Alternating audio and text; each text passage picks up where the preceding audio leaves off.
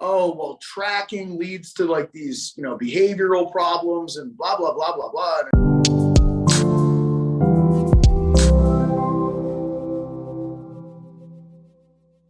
I think that's the biggest thing to try and get people accustomed to is finding strategies to make it simple enough for them to get started looking at some of this stuff. Because when you're looking at these people, often it's a hesitation to tracking.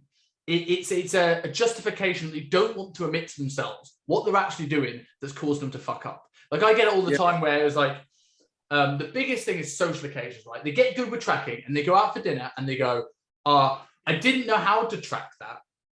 And that all of a sudden justified them a 12-inch pizza.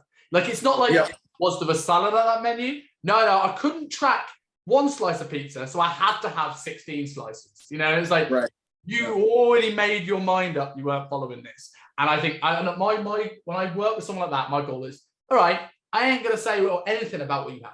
All I want you to do next time is track all 16 slices. Yeah.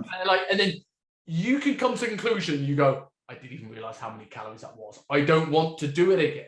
I always call it the Snickers bar analogy, right? I ain't going to tell my clients you can't have a Snickers bar. But if you put your Snickers bar into your, tracking app and you go, wow, it's that many calories. Now I can have that, but I'm going to be hungry. Am I okay with that? Yeah. Eat the fucking Snickers bar. Or you know what? No, it's not fucking worth it. Then I don't have to tell you not to eat it. You've come to that conclusion. And it all comes from being honest and actually tracking this stuff. And then you have control. It really does. Structure creates freedom.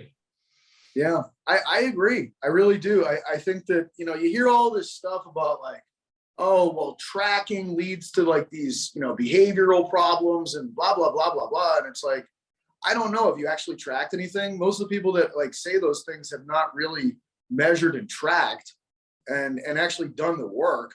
Like a lot of times I've had so many people where it's like, first of all, it's kind of like if you're telling me that you don't have any goals, that's fine. I'm not going to put goals on you. That's not my place, not my right. Like if you come in and you say, look, I just want to work out and feel good, fine. I'm okay with that. I'm still going to measure it for my own sake because I need to track your volume so I don't hurt you.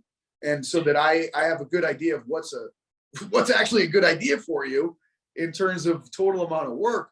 But you don't even really need to know that. Like, I'll just do that on my own and keep notes so that I don't progress you too fast, or I'm aware of what else you're doing in your life so that I don't, the non-exercise activity thermogenesis parts of people's lives. If you don't know about that stuff and you try to lump too much training volume on them in their training week, that's an easy way to jack somebody up and set them up for injuries and other problems. So I just need to know kind of what their life is like.